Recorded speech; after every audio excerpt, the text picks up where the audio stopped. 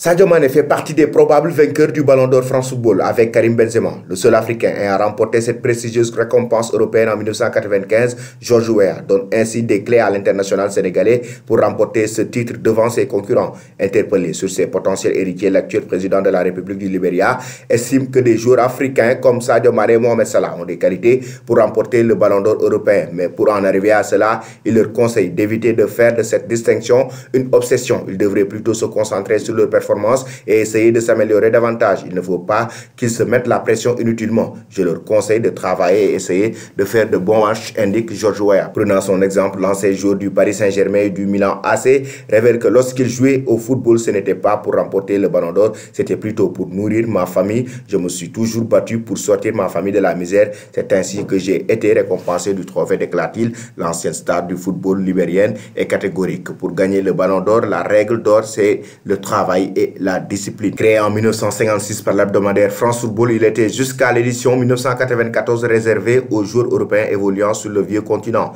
Il s'ouvre cette année aux joueurs du monde entier et le premier non-européen vainqueur ne va pas attendre longtemps avant d'être désigné.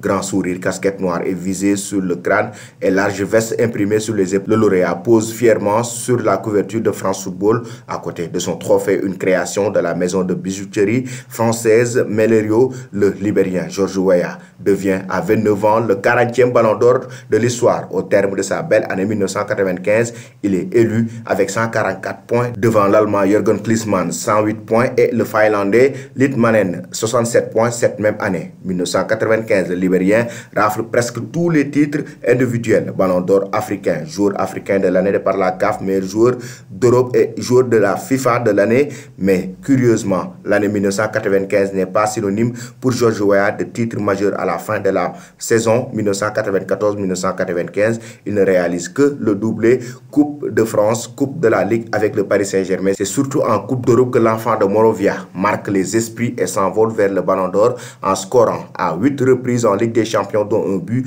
anthologique sur la pelouse du Bayern Munich. L'aventure européenne du Paris Saint-Germain et de son attaquant phare s'arrête en demi-finale de l'épreuve battue par le Milan AC, tenant du titre. À l'été 1995, Miss George répond aux sirènes du Calcio et s'engage pour ce même Milan AC après 3 années au Paris Saint-Germain, 55 buts, un championnat de France en 1994 et 3 coupes. Weah intègre l'un des plus grands clubs du monde.